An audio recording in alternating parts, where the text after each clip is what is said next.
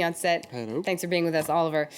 Ukraine is still the top story for many of the international papers around the world. Absolutely. The Guardian's editorial leads, it talks of Putin's Crimean grab, and it says, quote, "To no one, to paraphrase H.L. Mencken, ever lost money overestimating the ruthlessness of Vladimir Putin." And it called on the world to use every diplomatic means at its disposal to rein Mr. Putin in before the spectre of Bosnia rises again across Ukraine. Now, The Independent has a bit of a counterpoint. It has some analysis from Mary Dejevsky, who's a former Moscow correspondent and a Russia expert. Now, she looks at things playing devil's advocate from the Russian point of view. She says that there's a lot of pressure on Putin not to lose Ukraine, that he definitely would not want to be remembered as the Russian leader that did lose Ukraine in that sense. I mean, obviously the Ukrainians would have their own issues with that.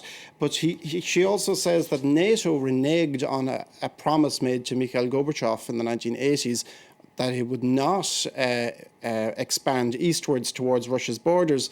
She also accuses the EU of giving Viktor Yanukovych an ultimatum of either us or Moscow, which really strengthened Russia's suspicion and moved Putin to actually attack.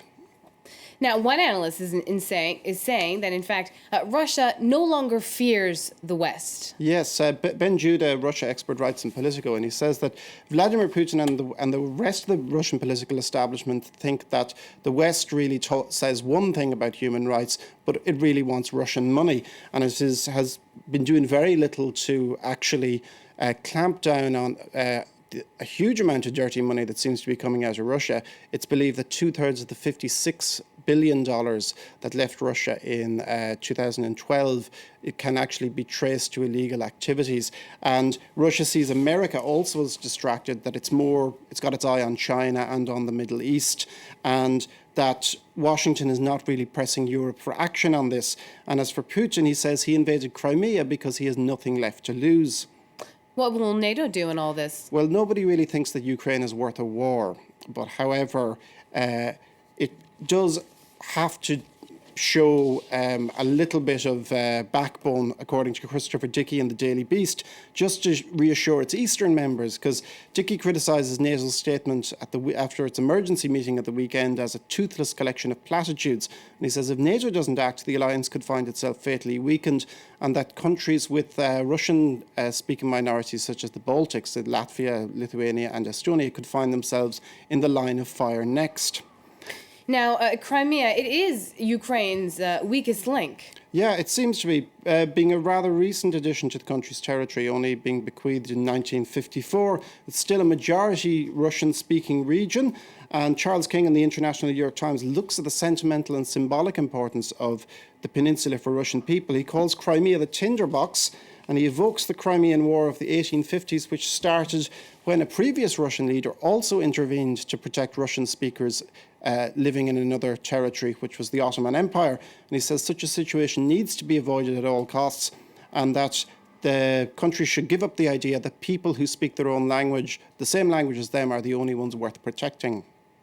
Now, moving on to other news, we have some news on the Kunming massacre in China and a supposed blackout in the Chinese media. Yes, well, a partial blackout. The South China Morning Post, which is a Hong Kong newspaper and therefore a little bit freer in its reporting than the mainland, said there was virtually no coverage of it in the mainland newspapers at the weekend. Only brief mentions of it were given. The Morning Post quotes a Beijing tattoo designer who says it only for social media we would be still living in a happy world as presented by the CCTV Evening News.